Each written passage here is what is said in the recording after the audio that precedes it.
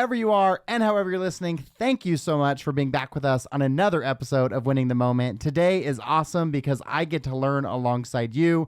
I've got entrepreneur and marketing expert Jay Crew, and he's going to talk to us about how he was able to generate over $25 million in gross revenue over the last decade. And he also gives us the secret to an incredible marketing flywheel that's going to make a difference for you and your business. Be sure to like and subscribe, and most importantly, enjoy.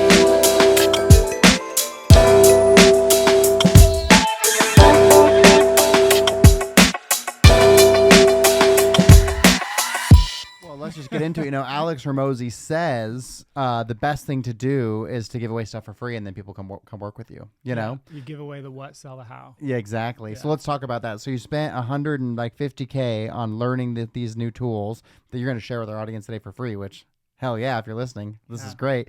So what is that? What did you invest in? Was that coaching? Was it strategy? Like what is all that? Yeah. So my particular skill set. I own and operate businesses, so that's part of, being a business owner. You're wearing all the hats. Yeah. But there's always like that one particular skill set you're really, really good in, and mine is basically CMO, Chief Marketing Officer, and actually getting my hands dirty and doing a lot of the marketing. And so marketing's tough too, because it's like that magic. You can't really see it, and sometimes the people don't understand it, and it's like you gotta have a lot of faith in it. It's a tough spot to be in. Yeah, it's the cornerstone of all businesses. It's like, are you driving leads and sales for your business? If not, you don't have one. You can have the best product in the world. Nobody knows about it. It's like, right. So you got to do good, ethical, smart marketing that's profitable. And so I've been doing that for 15 years, and I just really loved it and love the consumer psychology part of the whole thing, and fell in love with that. And I think got really good at it. And so every year I invest in my business and myself, particularly in marketing and how I can get better. I mean, marketing changes all the time, especially with these algorithms. Yeah. And people's attention spans. I know. I was just talking about that. Like the attention spans are so short. How are you going to grab them? Mm-hmm. What do you think? How long do you have to get someone's attention? They say human Americans, I think it's just in America. And Jamie, pull this up real quick. I think it's less than, it's like 2-point-something seconds. I was going to say less than 5 seconds, right? Goldfish attention span is more than human American attention span. Right. Which is crazy. So I was going to go on another tangent about attention spans. But yeah, so capturing their attention span is getting harder and harder and harder. So attention is the most important commodity now. Yeah. Right. It's just as about important 2 seconds. Sorry. 2 seconds to get somebody's attention. Wow. Yeah, 2 seconds. Thanks, Jamie. That's crazy. Yeah, 2 seconds to get somebody's attention. We just heard in the... Yeah, so thanks for confirming that. I want to be fact-checked. I want to make sure I'm saying the right things.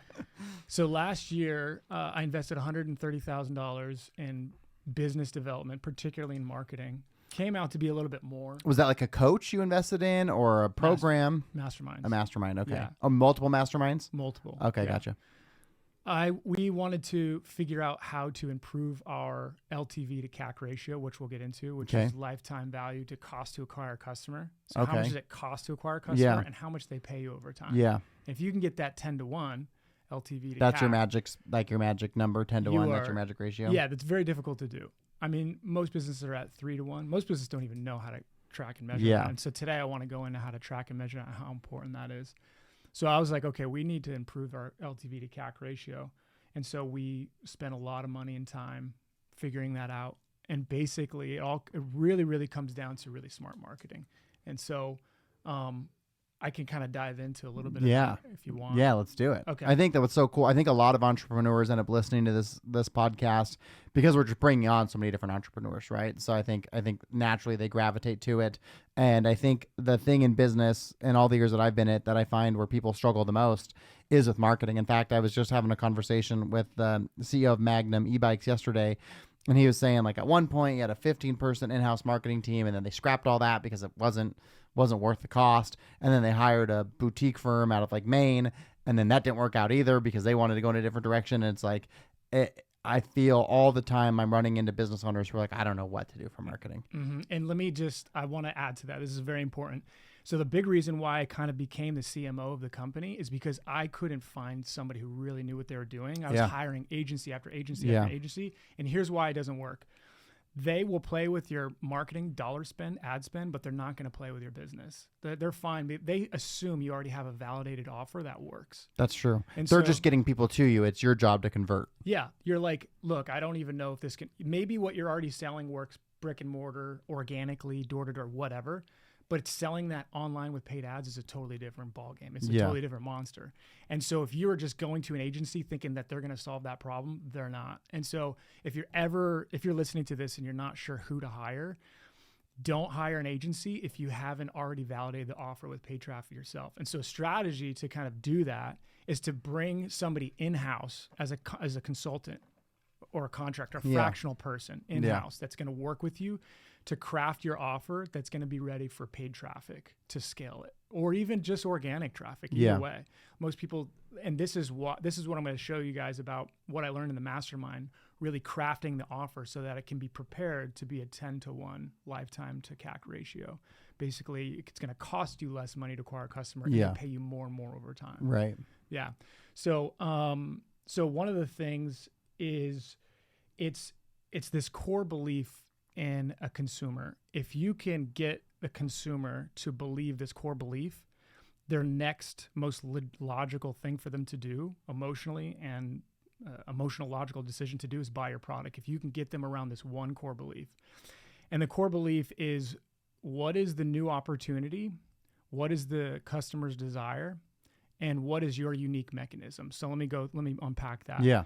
So what's the new opportunity? So an example is Invisalign. The new opportunity is you can straighten your teeth without braces. That's a new opportunity. They're like, oh my gosh, what's that? The desire is you can I don't want metal in my teeth. I don't want metal in my teeth, right? Yeah, but I want my teeth to be straight. I want my teeth to be straight. That's the new opportunity. Yeah. Like, it's new. It's something new. People love new stuff. And this is why investing in marketing is important, because marketing is always changing. And so the new, the desire would be, I want to smile without disrupting my life. I just feel like every time I smile, I got braces. I don't want that. And the unique mechanism could be like their proprietary Invisalign, whatever, right? Mm-hmm. So you could take that. I want everyone to like take this as like an exercise for yourself and ask yourself, is what you're selling a new opportunity? So if it's just like, oh, I working out and eating right, that's not a new opportunity. Yeah. Right? Investing in the stock market, that's not a new opportunity. What is the new opportunity there, and how can you make it better? So do you believe that in order for your marketing to be successful, you need a new opportunity for what you're specifically saying? Or what if it is something that's just like, it's existed already and I'm just trying to sell it? You can do that, but you're going to have you're always going to be fighting up against competition. Sure. And I guarantee your competitors are already trying to do it in a better way. Yeah. You're basically trying to frame it in a way that either through technology or in marketing, how it's different, how like yours is different. So right now in the fitness industry, the cortisol thing is like blowing up and it's been big. So like, cortisol. Yeah. Balancing cortisol, which is a stress hormone. Oh, okay. Yeah. So balance your cortisol. If you balance your cortisol, it's going to help you lower belly fat. So like the cortisol is not really new. Is that like related to Ozempic, or is that different? Kind of. Okay. Yeah. Right. So basically, like if you lower your cortisol and you lower your belly fat, cortisol is nothing new. It's a human it's been there since the beginning of humans, right? Yeah. So it's not new, but you're presenting a new opportunity on how, like, look, we're going to point that as the bad guy. We're going to point that at this as something that we can balance, and it's different than you don't have to sit around and do hour-long workouts and stuff like that. It's not. I don't think it's the best marketing strategy. It's not something that we personally do or anything like that, but I'm just giving as an example of something that's new.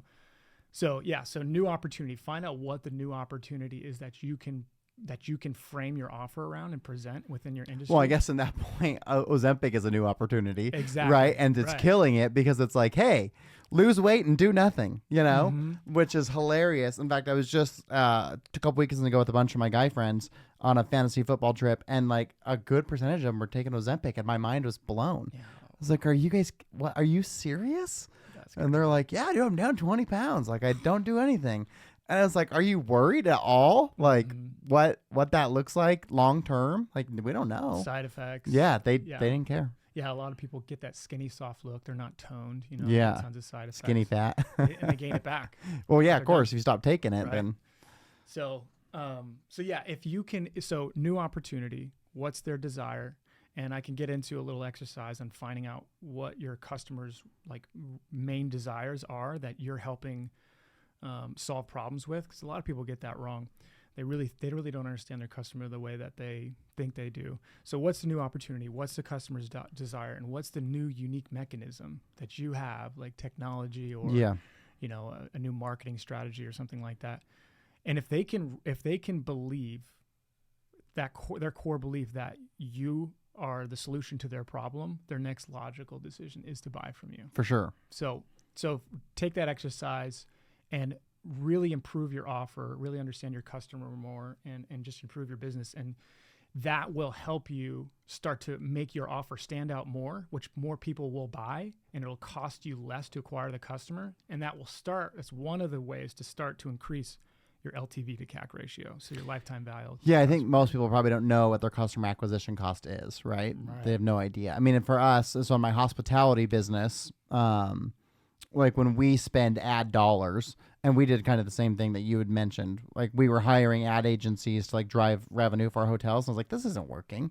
They're just throwing shit at the wall and see what sticks. And it doesn't really matter for them if it works or not, because worst case scenario, we fire them, but they're making profit every single month when we're paying them. Right. And so it just didn't work. And so we brought it in house and kind of figured it out for ourselves. And we're not experts by any means, but our goal is to get a 5 times return on every dollar spent. So if you spend $1,000 on Google ads, you should get $5,000 in revenue. But I mean, there's so much in marketing that we still don't understand. So this is an awesome opportunity for me to learn today too, because it's like, it's just a vast world of information, you know, and we haven't quite figured it out yet. We're still working on it. Yeah. And so one way to help figure it out in an easy way. So that was one thing that I learned from the mastermind and really dialed in. How long was that mastermind that you were in? The total cost of that was over maybe 3 or 4 masterminds over last year. And how long do they usually run for? They usually run probably 3 months. Okay. You know, 2 or 3 months, or sometimes if you want to stay longer or get out or whatever, it's just like, oh, this isn't worth my time, or this is really great, I want to keep going. But one of the great things that we learned and we're applying and we're getting the LTV to CAC ratio that we really want is this flywheel content marketing system. So this is incredible. Whether you have trying to make your first dollar as a business online or offline, or whether you are doing 9 figures a year or whatever, this is the best marketing strategy I've ever seen doing this 15 years. It costs the least amount of money in advertising dollar, and it brings in the most revenue, and it brings in the best quality customer. And I'll explain why. It's a flywheel system. So right now it's attention commodity. If you find out from a customer, let's say like you take your top 10 customers and you end up talking to them and you go, yeah, so how much content of mine did you consume before buying? Most of them will say hours of content. They like, I saw your ad, I downloaded your thing, I was in your newsletter, I saw your Instagram. YouTube. Right. And so what that did for a lot of us marketers the past couple of years is go, well, how do we like get them as much content as possible before buying, so that in a cheap way? Because, you know, if you're paying for to put your content out in front of them, it costs a lot of money. So how can you do this in a cheap way? So there's a flywheel. It's a multi-touch point marketing system. You want to be able to the average of a customer before they buy from you is 7 touch points before they buy. That's what we say in hospitality too. Right. It's actually increasing. I think it's more towards 20. Yeah, I had a guy, the company's called Hover, and they do embedded media, but he said that their new analytics are showing it's like 21 or 27 times that people are like interacting with something before they're making a decision. 100%. And so if the days of click to buy are over, the days of click to book a call, the days of click to download your thing, and that be profitable and scalable, those don't exist anymore. So this content flywheel system is a way in which you could just shove a bunch of content to them that they want and that they consume in a very affordable way to get that 10 to 1. I'm going to keep coming back to that number, 10 to 1 lifetime to CAC ratio. Eventually it'll stick and people are going to go, how do I get that? That's the golden number we should be looking for. So the best way to do that is, so let me give you just an example of the best way. There's a couple ways to do it. Yeah, I'm excited to hear this flywheel thing. Yeah, so the best way to do it is for you to have your Instagram account. This is great for personal brands too. You don't have to have a personal brand. It could be you showing off, your customers' excitement of the product, testimonials. demo videos, things like that. It can just be like you going through, if you're in real estate, this works great for real estate agents too, going through houses and things like that. It's you putting up content organically, finding out which one has the best real views to engagement ratio. Be like, okay, this had 1,000 views or 100,000 views. How many comments, shares, and real interaction? Yeah, how many comments, shares, and saves did this get? If it got a lot, great. You're going to take this top best content and you're going to boost those posts. So you're going to have, I'm getting a little technical here, but you're going to have a paid ads campaign where you're boosting those top 3. And how long do you wait for that organic? Like, when do you know when the right time is to pull the trigger on boosting it? Yeah, you wait about 2-3 days. You know, because after 2 or 3 days, it is what it is. Yeah, you're not going to get much more organic reach after that. You know, so every week, 2 to 3 posts, you're boosting those posts for $10 a week. It's like $2 a day for like 5 days. Yeah, right. That is one way in which you are putting out content you already know works and giving it more juice. You already know it works, so why don't I just feed this more? Because the algorithm is... When you do your boost, are you boosting already to like your predetermined demographics, so that way you're getting in front of, you know, this age group, this location, this gender, all that stuff? Yeah, great question. So that's a technical question that I wasn't sure I was going to get into, but I'm glad you asked, because yes, it's important that you, in your targeting, what you're setting up is you're targeting people who've already followed you, who've clicked on something of yours, a site, a button, call to action button on your ad, who've messaged you, who've interacted with you, who have there's like lookalike audiences and things like that you can do. So yeah, you already want to be targeting people who in some way have interacted with you. Okay. And they've either saw this piece of content or they haven't. Yeah. But the targeting you have is going to make sure that they do. Right. And so what that does is now this content, you know, that is engaging with your audience, it's going to see most of your audience. Most of your audience is going to see this. So what is that going to do? Now people are going to start consuming more of what your content you have before buying. So that's one way to do it. Because you're saying that now if I've boosted it and I get in front of the eyeballs and then they're like, oh, I like this because we already know, we vetted it, we know organically people like it. And then so they're more inclined to be like, what's the next video? Exactly. Yeah. And so you're feeding the algorithm organically and through paid advertising. Yeah. Facebook, Meta loves this. Yeah. And so the next thing that you want to do is you're going to be creating ads that have never seen you. They're called top of funnel ads. Yeah. People who have never, the cold audience, they don't know nothing about you.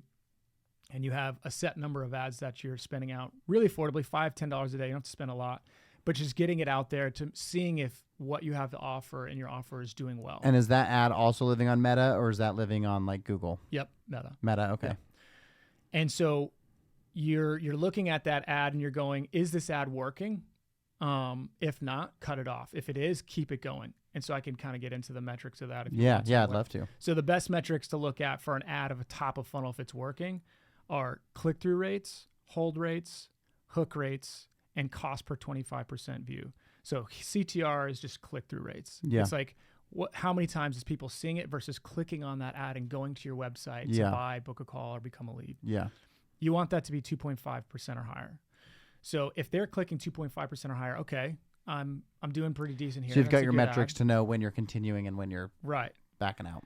Hold rates is really important. Hold rates is how long somebody's watching for about 15 seconds through an impression. So that's important because attention's, we know people have 2 seconds to look at anything. So are they watching for at least 15 seconds? So if the hold rate is above 8%, that means that's good. Like, okay, they're actually, people who don't know you are kind of interested in Do you have a time frame of how long you think the content should be? Yeah. Is there a sweet spot of how long that content if we know 15 seconds is a win, are you doing 30-second content to get the 15 seconds, or what's the sweet spot of duration of content? That's a great question. So test 15, 30, and 90 seconds. 15, 30, 60, and 90 seconds. Okay. Test them all. Because you never know. Like, there's no like set rule because everyone's audience is different, and right? Different products are going to have different times. Exactly. So that's a good question. Yeah. So if the hold rate is more than 8%, that means they're interested. It's like, okay, great. I'm getting people that are interested in this ad and my offer. And again, this is top of funnel. So this is someone who has yet to engage with you previously. Right. Hook rate needs to be 40% or higher. So hook rate is how long they've been there for 3 seconds or higher. And then cost per 25% needs to be under $1. So how much is it costing you to show this ad in front of people that have watched at least 25% of the video? Yeah. So if all those metrics are good, you keep that ad on and you keep that ad going along with the boosted posts that you're already running as well. And the organic that you're constantly the organic feeding. that you're running. And so if you're going to keep that ad going, let's say you're not having like, okay, these metrics are good, but I don't have any sales. Well, let's go back to the thing I was saying earlier. How's your offer? Like, have you crafted the offer that's irresistible? Is it hitting their desires? Is it something new? Is it right? Yeah. If it's not, maybe there's something wrong with your offer. Or maybe you're just, maybe your landing page isn't that great, or maybe there's something along the way. So what you're saying is the marketing piece is working. We're getting the eyeballs that we desire. So if the eyeballs aren't converting, then somewhere we're missing. Exactly. Either the product or the digital presentation we're bringing them to. Yep, exactly. And that's where this goes back to the agency thing. You're never going to get an agency. Because agency stops at when they get to your page. They did their job. They don't care. And so you're like, what? Your palms are in the air at that point. You're like, well, how do I craft this offer to make it work for paid? This goes back to the thing I was saying, which is paid advertising is a different ballgame. Like trying to sell your product, you got to add in bonuses or gifts or craft it in a way in which that's really enticing to the general population, so that you can scale it profitably. And agencies just won't do that, and that's why I've done this so many times where I brought in a consultant and going, I just stared at this product for years. What am I missing? You know what I mean? Yeah. And a lot of times it's just a market shift, the market sophistication. People have seen it a lot. They already know, they've maybe already tried it from a competitor or something like that. And you just got to like doll it up and make it a lot better and really focus more on your product and your customer more than anything. So yeah, if those metrics are good and you are still not acquiring a customer, that's a CPA, which is cost per acquisition. If you're still not acquiring a customer at a good cost, then there's something else. And bring in a consultant to come in and help you. Or somebody, the best consultant actually is your customer. Call 50 of your customers. Call 100 of your customers. Right. Ask them. The best question you can ask them, a customer, is, hey, if you were to describe the type of person that would buy this product, and if you were to recommend it, what are the characteristics of that person? Like, what do you think that they are? And they indirectly describe themselves without you going, can you tell me about yourself? Yeah, right. It's easier for them to talk about somebody else. Yeah, exactly. So you can, if you have a set of questions, like email your list and say, I don't think people do that enough. I don't think they leverage their existing audience enough. Because they're always looking for new audiences, but your best consumers are the ones who've already engaged with you. Mm-hmm, exactly. Yeah, and if you could contact 50, if you can get a hold and talk to 50, what the best strategy we do is we say, we're giving away a thing. Only 50 people book a call here. Each call's 5 minutes, 5 minutes long, half of a day of our time. We walk away with 3 questions, answers to 3 questions from 50 people, and have amazing information. And the people that we emailed were people that bought 4 or more times from us in the last 6 months. Okay. So then we know like that's our What's your preferred avatar. email campaign platform? Like what software are you using for your email campaigns? I think Klaviyo is the best. Klaviyo, however everyone wants to say it. I think that's the best. Klaviyo, Klaviyo. Okay. That's the best definitely for like physical products. If you're doing more so, I think it's probably the best overall. But if you're doing stuff that's not physical products, Active's pretty good. Okay. Yeah. And so, just another quick, I know we're kind of going all over the place here with metrics, but if you're not generating at least 30% of revenue from email, you're doing something wrong. Interesting. So you're saying for your business, 30% of your revenue should be coming from your email campaign. So your existing customers. Yep, exactly. Or leads that come in and haven't bought from you yet. Yeah. Right? And you're just. And are you asking people to like join a newsletter on your websites or landing pages or through your campaigns? Is that a part of the strategy? Is to get them on your distribution list? Yeah, I mean, one of the good things too of this ad strategy that I'll finish laying out is that the people you'll get a lot of people that will click on your ad. They'll go to your site. They'll start filling out information at the checkout or whatever. Or they'll get to, if you're not selling a physical product, however they get through to the point of sale. And they'll leave. So that's an abandoned cart. Yeah, right. Those are so valuable. It's unbelievable. Yeah. And so email is the best strategy to capture abandoned carts. And can you decipher all of your abandoned cart people so that way you can send them out? Well, and you'll see it. Like I made the mistake of like clicking on a Reebok ad, and and then now they're emailing me all the time. Like I just was looking at a pair of like pickleball shoes on like Instagram and I thought they looked cool. So I looked at it and then I don't even think I put my email in, but somehow they got me. And so now it's like every day it's like Reebok shoes, Reebok shoes, Reebok shoes. They're just hustling me. Yeah, there's actually a new marketing strategy, a new marketing platform where you don't even have to put your email in and they can email you. Yeah, I don't think crazy. I did. Yeah. But now every morning it's like, did you want these shoes? It's like, you bastards. I got you. Yeah, it's a really good marketing strategy. It's expensive, but it works well. So yeah, let me just finish on the flywheel multi-touch point marketing system that like I said, is so it starts with the organic, and then you boost the organic that got the best like, shares, saves, and then you have a top of funnel campaign running at the same time. And then what's next? Yep. And then the next one is you want to run 5 to 10 minute long videos that are just super high value. So no one is doing this because everyone's thinking, oh, I gotta have like a 15-30 second video to keep people's attention. The ones that buy from you, the ones that are gonna consume from you for a long time. So you want to attract them. Right. So put out 3 ads that are like 5 to 10 minutes long. Like change the scene up every so often, talk on a whiteboard, walk, selfie, whatever, something super high value content, whatever that is. The objective and that you're giving away stuff for free again. You're giving away free information over those 5 to 10 minutes. Give away the what, sell the how. Yeah. This is, if you want to go do it on your own, it's free. Here, go do it. If you want my help implementing it and doing it right and shaving off tons of time, I'll sell the how. Yeah, so that's very much like Alex Hormozy's strategy type stuff. Yeah. Yep. The big purple book. Yep. Yeah. So the idea with those 3 ads that you're running separately from the other ones, you are running those on video view objectives. So people are like, what are you talking about? So in ads, you can have different objectives. I want the algorithm to serve this ad just video views, just the objective. I'm not trying to get sales. I'm not trying to get clicks. I just want people to watch the crap. I have a question. So those videos, I'm assuming, live on YouTube? Those videos are on Facebook. Facebook. Or Meta. Instagram. Okay. Yeah. So this is all really Meta based. So those ads, you're not running the ads. You're not running ads on YouTube. You're running ads on Meta. Right. You could do this whole marketing system on Google and YouTube the same. Okay. It's not as effective. Yeah. As this. This is the best cost to acquire a customer, the lowest with highest quality I've ever seen. YouTube and Google are tough. They're a tough beast. It's hard to get people off of YouTube when they're watching a video to go buy something. There are definitely because there's so many other opportunities. It's like it gets over and then it's like, hey, come watch this video. Yeah, there's so much competition. You're there to learn, right? And you're just like, I don't want to buy. I'm in the middle of learning something or being being entertained or whatever. It's just a very different platform. It's very tough.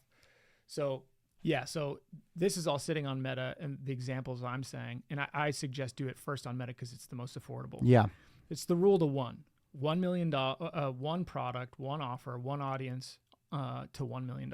Once you're done with that, then you can move to YouTube or something else or TikTok. Interesting. But let's just do one. Let's just figure out some platform. The cheapest one is Meta. And so the strategy with these 3 ads is that your only objective on this is to get them to watch this as much as possible, as long as possible. Yeah.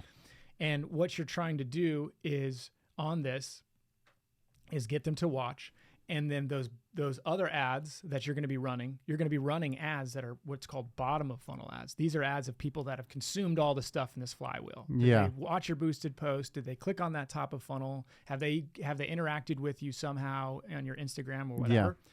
So you have these other ads, this final component to this flywheel are these other ads that are targeting people that have consumed all your content. Now, a great part about these other ads, these bottom of funnel ads, is a lot of them are targeting the people that watch the most of that 5 to 10 minute video. And you'll see a ton duration, you're saying? Yeah. Okay. You'll see a ton of sales coming from people that watched 50% or 100% of that 5 to 10 minute video because they consumed content. Yeah, and you built trust with them. Yeah, and it's going back to the whole thing of how much content did somebody consume before buying from you? Yeah. How many it's not even touch points. It's how long they've watched. Because like, what if I saw it like you were with Reebok? You just saw it real quick and left. Yeah. Is that really a touch point? Right. I mean, kind of. They didn't really get me. They didn't get you. Right. Had they showed me those like shoes on a pickleball court with someone playing, and then he was like, "This is why I love these shoes. I don't roll my ankle." Like then I would have been like, "Oh, yeah." Probably would have bought them. You would have watched longer. Probably would have bought them. Yeah, and you would have bought them, and you would have been like, "Man, what else they got?" Yeah. You know. So yeah, it's really the duration and length of the touch points. So at this point with your bottom of funnel ads that you're getting to really come back to buy, like, okay, you've seen my stuff, come buy from me. You know, these bottom of funnel ads are very direct. And so that's the great part about them. They're targeting people who've seen a ton of your stuff. And so because you're not hitting someone who's never engaged with you with a bottom of funnel ad. Yeah. If you've never seen the product, you're not going to ever even see that ad. You'll never see that ad unless if they've already consumed a ton of your content. Yeah. And so you have the long form pieces of content that are 5 to 10 minutes. You got the boosted posts. You have these top of funnel ads, and then you have these bottom of funnel ads. And this whole flywheel system is the best I've ever seen work to bring in a customer at the lowest cost because they consume so much of your stuff by that point. And they come in, they're so easy. So if like you have a high tickets coaching business or you have a business where it's more customer facing interactions, you don't want somebody that's like a pain, you know, you don't want somebody that's just like, ugh, I gotta like reestablish authority, retrain them. You're reselling every time while you're worth it. You don't want that. And this is a great strategy to bring them in. Yeah. They consume so much content they're already bought. Right. They're already sold into you, not just your product, they're sold into your brand. And so what do you think it costs to get a customer using that funnel process? I mean, it's different for everybody. Yeah. You know, the cost to acquire customers. But I guarantee if you did it right, you would probably, you would decrease your cost to acquire a customer by more than half.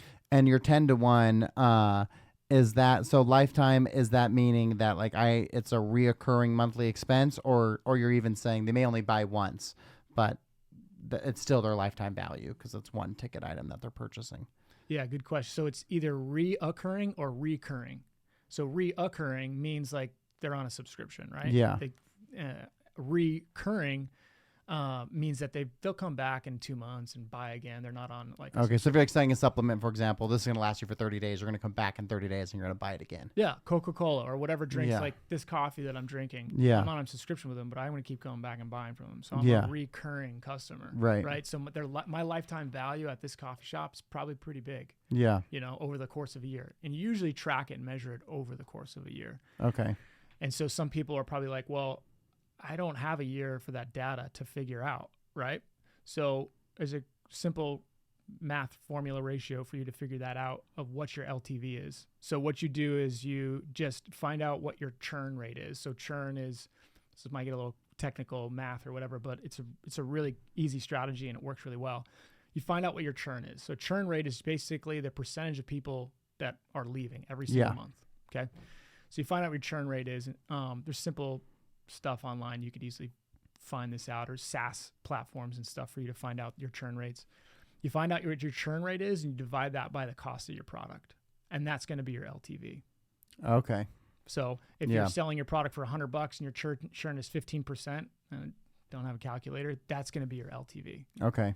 And so that gives you an idea. Be like, okay, I don't want to wait a year to find my LTV. We're acquiring, I know what we are right now to acquire a cost of customer. What's our LTV? We'll do that simple math. And now you kind of find out your LTV, you know, your cost to acquire a customer. What's your ratio there? Okay. So here's a question for you. Someone's listening to this podcast. They don't have a product. They don't even have a business. Yeah. But they're like, that flywheel sounds awesome. Yeah. And they're saying, what could I do? What would you recommend to someone if you were like, hey, you want to be successful? Here's the thing you should be selling. Here's the thing you should be putting in the flywheel. Is it a product? Is it a service? Is it coaching? Like, we're starting from ground zero. Yeah, I think we started from ground 20. As soon as we started this pod, really high level. And, you know, I apologize if I'm going high level. It's just my world, you know. So I think it's great. Yeah. So I want to give as much value to people at all levels. And I think if you listen through this whole thing, you'll find whether you're high level or just starting. But, you know, like if you are, let's say you're listening, I don't have a business yet, but I'm loving what you're saying. I'm digging the whole idea, the whole strategy of, okay, I get that. I can do the organic piece, then I can retarget them. I can boost what's working well, and then I can hit them with the bottom of funnel. But what should I be selling? Like, what do you believe is the best? Is it like you as a service, or is it subscription model? Is it a product? Like, if you could start a business today and put it into your funnel, what do you think would succeed the most? Yeah, that's a good question. I would sell boring businesses. Because the stuff that people buy and don't stop buying are the boring businesses. The stuff that people don't want to do. You know what I mean? Like a laundromat, you're saying? Yeah, kind of like that. So, or like courses on how to acquire a boring business. Like, here's how you get into the laundromat business. Yeah. So this isn't going to be advice that people want to hear. It never is the good stuff. No. If you want to start off, the most important thing is that you're profitable as soon as possible. The last thing you want to do is take out a bunch of debt to try and grow your business. Yeah. Or even investors. Because, 90% of stuff that's invested in doesn't work, so. When you lose control and autonomy, right? Like part of the benefits of having a business is all of the tax benefits you get from said business. And if you have a bunch of partners, it diminishes your ability to take advantage of those tools. Yeah, that's a good point too. And so my answer is twofold. I would say try and sell something that's boring and that people are already buying a lot of. Take that formula that I said in the beginning and make it sexy. Yeah. What's the new opportunity? What's the customer desire? What's your unique mechanism? And make that boring business a little less boring. Yeah, I saw some video on, I can't remember where it was, but these guys basically like they research what's selling the most on Amazon. And then they're like, okay, now we'll just sell that thing. Like if there's a certain number, if it's selling X amount of times per day, then they can just create their own and just basically do exactly what you said, create their funnel and then just sell it themselves. Yep. Yeah, you could do a ton of research. Even on TikTok, go to TikTok, type in a keyword, sort it by the most likes. That's what it was. That's what they're saying. It was like the TikTok shops. If they're selling so much things on TikTok shop, then they know, okay, great. We'll just make our own. We'll duplicate the product and we'll run our basically flywheel and then we'll be successful. Exactly. Because people already want it. People already want it. So the first one is the boring business stuff that you probably were like, I don't know if I want to do that. Do you want to make money? Do you want to start a business? Maybe your second, third, or fourth business is that passion business that you really wanted. But let's just get in the door. Let's make some money. That's what I'm saying. Sometimes you need to have a business that you don't love to get you the opportunity to do the thing you do love. Right. Or you do the thing you love. You're going to make a ton of mistakes. You'll probably love it along the way. It's just going to take you longer. It might be more stressful. Very rarely do I see people with passion businesses like work really well that do well financially. Financially, and it does. The ones that do well, it's like their third or fourth go round. It's their third or fourth swing. Yeah. So, but don't let me deter you. Do it. Go. Jump in. Go. Were you always an entrepreneur? No, always. No, I grew up super poor. Ketchup sandwiches. Like, did you grow up where'd you grow up at? I grew up in mostly San Diego. Okay. Yeah. My dad used to tell me he grew up poor too, and he used to tell me that like he'd have tomato soup with like ketchup and water, and then he'd eat his cereal with water. And then it came on the podcast, and I asked him about it. He's like, I never said that. I was like, the fuck you didn't. You definitely told me that. Yeah. What? Okay, so you grew up poor in San Diego, ketchup sandwiches, and so was that like your motivation then to find success for yourself? Yeah, I think so. I know. So I haven't always been an entrepreneur. I've been doing this for 15 years as an entrepreneur, and before that was like no financial literacy, no understanding of building a business. I was just a bad employee. I just could not stay hired. What an interesting story. So you were not good at your jobs. It's not that I wasn't good. You didn't care. No, it wasn't even that I didn't care. It's that I was like, either I thought like, man, I could do this better if you did it this way. Yeah. Or, I mean, it's all about culture too, like who the people are around you. Yeah. Right? Maybe I didn't get along with some of the people that I worked with. Shout out to all my past co-employees, co-workers. I don't know. I guess I just felt like there was something more for me. And so what was the catalyst that shifted that for you? Like what was the moment in time or the person or the opportunity? What shifted your trajectory? Yeah, I feel like I've worked at every job you could think of. I think that the trajectory was the internet and making money online. And when I started 15 years ago, there was barely even websites. You know what I mean? I know it's crazy to think like YouTube came out in like 2008, something like that, or maybe 2005, maybe 2005. So it's like not even 20 years old. You know what I mean? And now there's businesses that exist just solely on that platform. Yeah. Like that's their whole model. Oh yeah. Yeah. And so I think I just, I went to college for graphic design, and I wasn't even great at that. But that was the start of, you can take your graphic design skills and build a website. I was like, well, I don't want to build websites. How can I turn this into money? And I started generating leads for businesses in college to pay off my college degree, and paid it off by the time I was done. Wow. Yeah. And so I knew that. So really it's like once you got into that space and you got your mind working on how can I do this for me, that's what kind of got those juices flowing and got you headed in the direction you're going. I was like, you can make money online while you sleep. Like, and I wake up to sales. That's awesome. Well, so, how did you gain your financial literacy through that process? Oh, mistakes and failures. Just like wait a minute, there's less money in the bank. What's good than I thought? Like what's going on? Reading a ton of books. Yeah. Just figuring out how to be a good business owner and an operator and good cash flow management. But the only way during that time, there was not YouTubes and podcasts and things like that for me to figure that out. It just was mistakes and failures for me to get to, wealth, to get to rich. What did you do when, like, how long have you been investing in your developments? Like you talked about, you spent $130,000, $150,000 this year in your development. How long have you been doing that for? Yeah, that was last year I did. I would say when my first go at making a ton of money was I was 30. I'm 41 now. I was 31 when I first made money. It was through affiliate marketing, like real good money. Yeah. And the biggest reason was because I met somebody at this affiliate conference, and I learned a couple things at that conference, but it's mostly the people that I met. And it was since then. So about 10 years. Isn't that amazing? Because I think what's interesting is this episode 68. So now I've talked to 68 different people, in addition to the regular people I talk to in my life, right? But specifically in a investigative, like curiosity of like, tell me how you did your thing. And so I've gotten to acquire a bunch of data, and it's so fascinating because I find all these high achievers and they're all investing in things and they're going to conferences and they're doing all that stuff. And it's interesting because you've got this gap in society, right? And then so here you are at 31, and let's say you're in the middle, and then you start to make that money, and then so you're going to conferences, and then now you have money, so you're moving further, and then you invest in yourself, which compounds your intelligence and ability, and you just get further and further away. And it's like, as you start to succeed and reinvest, then the gap gets wider and wider. And it's like, so the people over here are like, well, how did I do it? Well, it started with a conference. I don't know how much that conference cost, but it was probably nominal. Like, how much do you think that conference? $1,000, $500. Right. Something that you could do. And so like my wife and I went to Lewis House Summit of Greatness almost exactly a year ago. In fact, it may have been a year ago to this weekend. He's great. I spoke at an event that was in conjunction with that the day before, and then we got to go to the event. And at that event, I had the realization of I need my own business that like I own 100%, because that's going to create the freedom that we want. I love having business partners in different businesses, but I need one that's like, this is mine.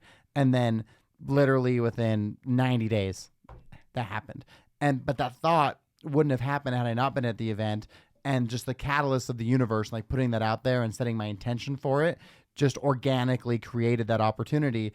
And so when I look back now at all these great things that have happened in that year since, and it's like it started with a conference that was like a couple $100, but it changed the course of my life. 100%. And usually those conferences, you only walk away with one or two things. That was Those one or two things is all you need. That was the one thing. It was that one thought, that one aha moment, where it finally became crystal clear, like, this is what I need to do. And I leaned over and told my wife, and then boom, everything, it's all history since. Yeah. Like all the money that I spent on all the masterminds last year, the greatest thing I got out of it was just reframing the offer, like I said in the beginning, and this flywheel system. I could have learned all that in less than a week, maybe, but I spent half the year figuring that out.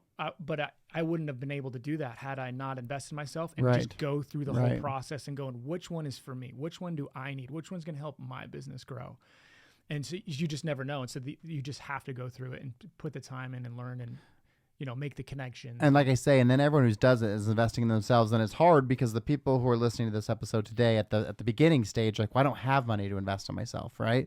And so it starts with like, well, bet on yourself and take a risk, or just get into the space. Like, if there's an event that you can't even afford to go to, just show up. You'll probably be able to get in the door. Or even better, hit up somebody locally. Like, okay, so I did this a few times, and this has been done to me a few times. People who have like a wealth of knowledge, they want to share it. I mean, look. Oh, for sure. Winning the moment. You're sharing knowledge here. You love doing this. Yeah. If you hit up somebody locally and be like, hey man, I just want to pick your brain. Alex Ramosi or something, be like, I don't have time to do that. But there's a lot of people who are doing it really even depends on when you catch Alex. Who knows? Maybe he's at a coffee shop and you ask him and he's like, actually, yeah, dude, I've got 10 minutes. Sit down. But people like me, I love this stuff. I eat this stuff. I coach and consult on the side. Yeah. None of it's advertised. It's just because I love doing it. Maybe they feel my passion. I love helping people grow and their businesses grow. if you just hit up somebody who's locally, and that costs you nothing. So like investing in yourself, where I don't have money to start. Yeah, taking the bat costs no money. Costs no money. And like if you hit up 10 people and they're like really good in certain areas of marketing or building a business or operating or creating a product or whatever it is that, I hit up Sean from Lovesack. Yeah. And he was kind enough to sit down with me. And I was like, I'm just trying to understand the next step. And he sat down with me and he was like, it's going to take a decade. Living in the unknown. That's your superpower. Just keep going. And I was like, that's all I needed to hear. Yeah, elaborate on that, because I had written that down as one of the things I wanted to talk about is living in the unknown, your entrepreneur superpower. So what is that? Like, elaborate on that. Yeah. So entrepreneurship is the toughest, hardest business thing to do ever. Like it doesn't work on you. Don't work on the business. It works on you, and it can take you to new heights. It makes you experience and feel all the emotions, right? And one of the emotions, one of the hard parts, is just not knowing what's like. When is it going to get profitable? When is it going to grow? What's the next step? Where's the goalpost at? Like, how do I? Well, and even the unknown, like even in my business, it's like everything's great right now, but what if these clients leave? And I don't have any reason to believe that they will leave, but there is an unknown. Like, it's not like they have to do business with me in perpetuity. Mm-hmm. They have the right to leave at any time, And it was funny. I was looking back at, so we bought out my business partner, and so now we've got this business all to ourselves. And I was looking back at our revenue from a year ago and how we got the revenue. And it was totally different. And I was like, God, that is fascinating. Because if you would have told me in August of 2023, hey, you're going to lose this person, this person, this person, this person, and this person, I'd be like, oh, we're fucked. Yeah, and your revenue pivots. Yeah, like your revenue stream is different now. Like we can't lose those people. And yet they're all replaced with new people and in different capacities and in oftentimes better capacities. And it's like, you just have to have the faith. And I do my best when those moments of fear creep in, or like those negative thoughts of like, well, what if? It's like I can't put any energy into that, because it's like I need to put all my energy into like, no, it's going to be awesome.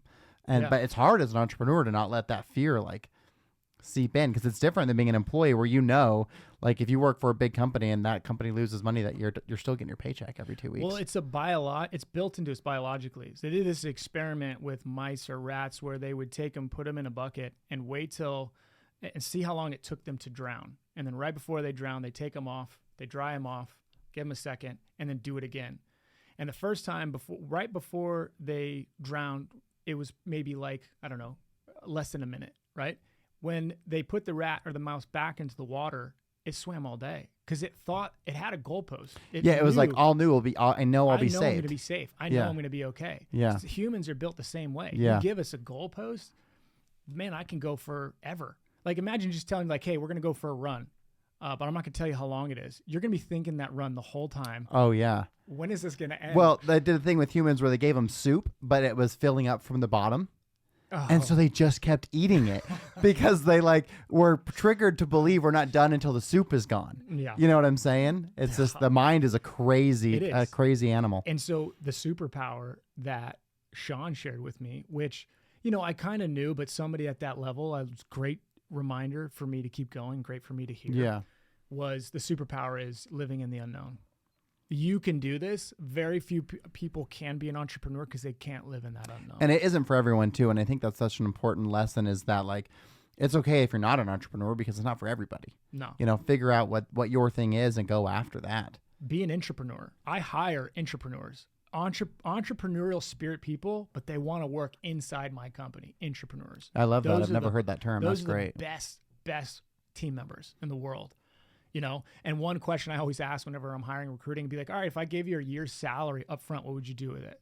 And if they're like, oh, I'd go invest and start my own business, you're not for this company. I can clearly tell, right? Yeah. But if they're like, if they say a different answer, I can really gauge the honesty of them and them being an entrepreneur of an entrepreneur within the company. That's interesting. I just having a call with a client or a potential investor that was maybe going to buy a property, and I was going over how we ran that property, and he asked me, he goes, are you an owner in this? I said, no, they're my client. And he's like, oh, you treat it like you're an owner. And I was like, well, I think that's the only way to do it. And I think that's what makes entrepreneurs such great consultants, is our natural implication is going to be, well, if this was mine, here's how I would do it. So that's how I'm going to do it for you as your consultant. Yeah, awesome. 100% for sure. Yeah. Not everybody should be not everybody should be a business owner, but everybody should be an investor. You should invest in something. Yeah. So, you know, even like my grandparents, they invested small, like, you know, houses or 401k or something. I think everybody should invest, but not everybody should be an entrepreneur.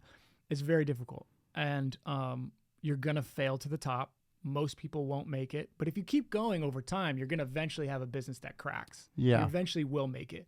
And to be honest, if I could look back on the times of what helped me make it, it was masterminds and coaching and understanding my metrics and selling things that people just wanted more and more and more. Those are like the three things. So when you, because I've got it noted down here that you generated a total of $25 million in gross sales for your business. What was that business that you were selling that you did $25 million in? So the 25 million gross sales is the last 10 years of business that I've been doing. Okay, so from that time that you started the affiliate marketing thing. Yeah, exactly. 5 years before that, I was doing service-based businesses for people. I was building websites. This is coming out of graphic design, like I was saying, building websites, generating leads, basically service-based businesses. So I wasn't really generating money for mine. I was generating money for other people. Yeah. And then starting about 10 years ago, from then till now, it was the $25 million gross sales, most of it being the last 5 years. And so there's a period in the beginning, did really well with affiliate marketing, failed, as we all do, didn't make as much, come back up. And so the three businesses in the past 10 years, which was the first one was affiliate marketing. The second one was a fitness business. And in that as well as coaching and consulting. Yeah. If you, was there ever a time that you were going to quit in that 10 years? Like, did you ever get close to being like, I'm not doing it anymore? No. Just in you. No. Were your parents entrepreneurs? It wasn't no because like that thought didn't come across my mind. It was just I didn't have another option. Like, well, that's kind of why you succeeded, isn't it? Yeah. You know, it's helpful when you got nothing else. You know what I mean? I think that's what I love about entrepreneurship for me is that like I got to make it work. I don't have the luxury of it not working. Like it needs to work, and I just love it. You know, it's so rewarding when you're building something for yourself. Yeah, I think that's too. Like you got to have passion for it. You have to love even the crappy bottom moments. You have to go, well, what's the best outcome that's going to come out of this? This sucks. What's going to be awesome on the other end of this 5 months from now? Well, and it's so different when it's for yourself too, because like we just came out of Labor Day weekend, so we had a shorter work week, and it's the beginning of the month, so I got a bunch of financial requirements I've got to do, and it's like that was a 12-hour grinding day of like intense focus, but it's all worth it because it's like that creates the freedom for me to have my Friday now to be here with you having this conversation. Yeah, you know, just look back in your life and go, every hard thing I ever did. Humans are so weird. We need to be reminded more than we need to be taught. It's like, just remind yourself, every hard thing I ever did, what did I get out of that a year later? Just look back the last 10 years. You can answer that, and unequivocally, all of them were usually good things. Well, I'll usually ask people on this podcast, what's your biggest loss? And people always struggle with that question because all of our losses eventually, with enough time, become wins. Because whatever terrible thing happened to you, you're like, oh man, but now I'm so glad because like in the moment of turmoil, I felt like this is going to ruin my life, but then I learned all these lessons, and then those lessons turned into this thing, and now it's great, 100%. You know? Yeah. And so you're totally right. I love that. And I have another thing I want to ask you. Two things.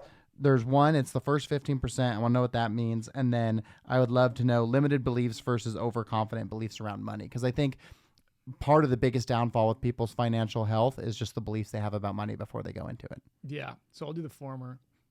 First 15%. I also invest in my personal growth as well. And so I went to this spiritual personal development retreat in Mexico, and the mentor, he's still my mentor and coach. I don't use him as much now. He was like, the first 15%, how the first 15% of something goes is going to dictate the remaining 85%. And that happens all throughout life, in your personal life and business. And the last 5%, how you treat that. So if I look at something and I'm like, how am I going into this? Let's say I'm starting a new project or a new business or a new relationship, and I'm like, I don't know, 2 weeks into it or a month into it. What was the first 15% of that? How was that? Was it turmoil? Was it stress? Was it just pulling? Was it not easy? And if it is, usually like 95% of the time, in my experience, 95% of the time, the remaining 85 is going to be the same. That's a great point. And so if you can look at, if this is the other hard part about entrepreneurship, is dropping things when it's not working and letting it go and pivot and move. Some entrepreneurs are really good at me and Danita. I just so happen to be really good at this. Not a lot of entrepreneurs are. And I think if you can develop that skill set, which is really just, either getting a coach and mentor to help you to do it, or reading about it, or just pulling the trigger. But if you can get out of, if the first 15% don't look good, don't feel good, man, like find a healthy, comfortable, smooth exit out of that. Yeah. Absolutely. I think that's another important lesson for entrepreneurship is you don't have to do it. Like if something sucks, you don't have to do it. No. But so many people are like, oh, well, my client pays me, so I have to. It's like you can replace that client with 2 more that are going to pay you as much or more, and you're going to actually enjoy it. Like, don't get stuck. And this goes back to the flywheel thing, is that when you bring in customers and clients that have consumed a ton of your content, they're going to be so much easier to deal with and that's the kind of business you want to build, right? And if you have the first 15%, if you're just struggling with your advertising, your marketing, or your business, and it's just not going well, like what can you do to make the next 15, like starting over, pivoting in some way, take that first 50% that sucked and not do that again, and make the next 15% super smooth, going to it with a better intention, grounding yourself, your business, your partner, your strategy, and whatever way that is, and just try and make that first 15% mean something. Think about that. A lot of people are like, oh, when am I going to make $1 million a month looking out there? Like, let's just, instead of macro for a second, let's just sit for a second. How is the next week or first month of this project's going to look? Let's make this as smooth as possible, because it's going to really dictate the rest. I like that. Well, momentum goes whatever direction you're headed, right? So if you got good positive momentum, then you're going to be able to carry that through. And if you have like unharmonious negative momentum, that's going to carry through as well. 100%. Right? And then my spiritual entrepreneur also said the last 5%. So when you're leaving a restaurant, or when you're leaving a room, or you're done with the project, like give that gratitude. Just be like, that was awesome. Thank you so much. Even if it sucked, be like, thank you for the lesson. Thank you for whatever. And give the last 5% good energy. Well, for me, I can say in my business, when we lose clients, I always try and make that end of it like as smooth and easy and as harmonious as possible, because 1, you don't know if they're coming back, and 2, you don't know who they're going to talk to, and they may find someone who are like, you didn't fit for them, but their friend will. And they're like, actually, we stopped working with him. He was amazing. Like, you're going to love it. That last little 5% could be as valuable as the entire relationship if you treat it right. Yeah, 100%. Word of mouth is just as important as any of the paid or the organic stuff. Yeah. Okay. So then what about this limited beliefs versus overconfident? Yeah. So me personally, I struggled with the overconfidence one. And I think most people are the opposite, struggle with, underconfidence and limited beliefs around it, and it's totally understandable. And are you speaking solely to money or just in general? I mean, we can go anywhere really with that. I would say, I guess in just the terms of like limited beliefs around business and money, is that if you are coming into maybe first 15% again, if you're coming into it with a limited belief, I think the best thing that you can do is sit down and ask where that belief system is coming from, because it's not going to be true. It's going to be false. Once you start, stories you made up in your mind, stories that you keep making up in your mind, you keep telling yourself. Maybe you haven't had a resolution with it. And if you come into something with that limited belief, or you're continuing to do a business or a relationship with that limited belief, man, that thing's going to always be there. And on the other side, I always say that the next best step in your business or your life is on the other side of an uncomfortable conversation. Yeah, for sure. So you're not willing to dive deep, find out what that limited belief is. On the other side of that, man, is the next best thing for your life. Well, we talk about the mind and how crazy it is, but our mind doesn't know the difference between thoughts and reality. So if you say, oh, I can't do this because, that's like a limited belief sentence. Well, if you think it, then your mind will make it true. Like, oh yeah, we can't. Like if we went on a run and I said I can't run a mile, then if we did it, I would just quit before the mile was up, because I've already told myself I can't do it. Right. If I said I could, then I could, right? And we don't want it. It's kind of like where you said earlier, it's like this, people aren't going to like this. People hate that advice or that statement, because then they don't have anywhere to hide. If it's that easy, then what am I going to do? And it's funny because I talk about this in my book, but I didn't, my parents didn't have good financial acumen growing up. And so I didn't really ever want a lot except for like security and just like minimal expense. So like the house my wife and I lived in was 983 square feet. My mortgage was $600 a month. My cars were paid off. Like, so it didn't, I could work at McDonald's, you know, like no matter what, we were going to be good. Because I had this limited belief around like all I need to be where I want to be is to not really have to worry. And then I finally like I realized, I can't remember what book I read. I wish I could, but I was reading some book with our team and I realized that I was stopping myself from receiving more simply because I just said I don't need more, don't want more. And so as soon as I changed my mindset and just said, you know what, like actually I can have great things, like they'll be awesome. Mm-hmm. And then all these amazing things happen and all my behaviors, this was in 2020. So arguably my behaviors were worse, but my output was infinitely better because I just removed that block I had created for myself subconsciously and opened myself up to more. And then all these amazing things happened and it all lived in my mind. Mm-hmm. Yeah. It's the best investment you can do for yourself personally. Everybody has a limiting belief. Just find out what those are, dig deep and rewrite them. I mean, for me, I just simply rewrote it on a piece of paper. I was like, okay, this is my limiting belief that I have. And my limiting belief for a while was I have to work hard in order to be successful. Yeah, a lot of people have that one. Oh, I have to work really hard. I have to push. And what that did is I end up pushing my team to like, so one of my things that it's my superpower and it's also was like a curse for me was I found greatness in every single one of my team members and I pushed them to be great that they didn't see. And I often would push them too far. Yeah. And part of that was like with my limiting belief. And I've learned to, with tools and systems, I've learned to like cultivate this in a much healthier way. I don't think you have to work super hard to be successful. And so I don't push that on the team or myself anymore. But that was my limiting belief where I was like, man, I have to work 15 hours a day and really hard. And no, you can work less hours, focus on the right things that really matter, that actually push the needle, which is usually, 20% of what you're normally doing. You're working on 80% of other crap that's just not, is important or so distracting. That's the kind of entrepreneur I want to be. I want to create a life for myself where I can enjoy my life and have the freedom because that's what entrepreneurship gives you. Now, you may love to grind and that may be your thing and maybe you love it. But for me, it's like I want to use my business to create a life where I can have, like last week for Labor Day weekend, we went to the mountain on Friday, had an awesome weekend with the kids, didn't worry about anything on Monday, went and played golf and played pickleball. And it's like I would have in the past felt like I was not taking my company seriously if I wasn't there the most and working the most. Right. And so now I've completely changed. Like I moved all my meetings. So pretty much all of my meetings take place on Tuesdays or Wednesdays. So then the rest of the week is open in the event that I want to do something. Yeah. Yeah. That's really good. And meetings are usually like the worst time suckers. You can get a lot out of it, but it's like usually the least productive things that you could do in a company is meetings. I think it was Basecamp that said that made a rule of the company, 0 meetings. There's no meetings, which is like, how do you operate like that with no meetings? I know. Yeah. It's crazy. But there's a reason why they did that, which is most companies find that especially at an enterprise level like that, they just find that they're just not productive. They're not great. Oftentimes meetings aren't worth it. We invested in EOS. I don't know if you've heard of it. It's Entrepreneurial Operating System. And it was created by an entrepreneur about like, how do you make a meeting make sense and make it worthy and make it worth your time?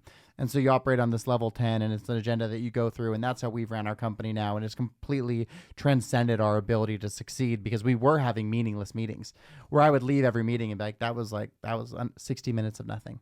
Mm-hmm. Like, and there's no trackability, there's no accountability, there's no like, what's next? It's just, we're going to meet again 7 days from now and have the exact same conversations we just had. The best strategy that worked for me in our businesses is Loom and OKRs. So Loom, like, and everybody's like, what do you need something? Send me a Loom video. Yeah. Loom's amazing. And I'll put that on 2x speed and I'll get what I need out of it. And I'll reply to you with a Loom video or type it to you. Right? Yeah. So that saves tons of meetings. So it's really awesome.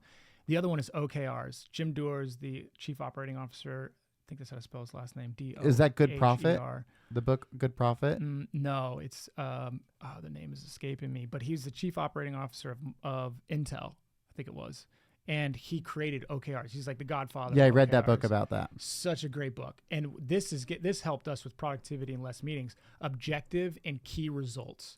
So if you tell the whole company can visibly, transparently see what are the objectives and key results of the whole company, everybody knows what they are for the company. And then also everyone has their personal objective and key results, and everyone gets to see that. Then whenever you have like a meeting and you go, is this going to help any of the objective and key results? No, then no meeting. And so, measure what matters. That's what it's called. Measure what matters. Good call. Yes. That's such a great book. And so it is a great book. We use that like religiously throughout. Yeah. So OKRs and EOS are very similar. Same. It's the same thing, just said differently. Mm-hmm. But yeah, you're totally right. Well, that leads me into it's a great segue to hit the most important question I ask, and that is, how do you define success? I think Danita said it really good. She was on your podcast where she says like have a plan but be able to pivot. I think that's really, really good. I mean, we're just so connected, so we have the same problems and solutions and things. Well, that's a great reflection. If you and your partner have the same definition of success, it'd be shitty if you had different ones. Pivot? That's a horrible idea. No. That wouldn't work very good. I think that's a good one. Honestly, like, I think it's something simple as just servitude. Like, are you serving others? If you are serving others in some way and you feel like you're improving other people's lives, dude, that's success. Whether it's your family or a community or a business, man, it's the more people that can serve and be in servitude and serving others in some way and helping out, I just think the world is a better place. Everyone's much better because of it. That's why I think I love consulting so much, because it allows me to serve others but still provide for my family. Mm-hmm. But what I'm doing is helping their businesses, and there's something so rewarding in seeing the people you work with succeed. Yeah.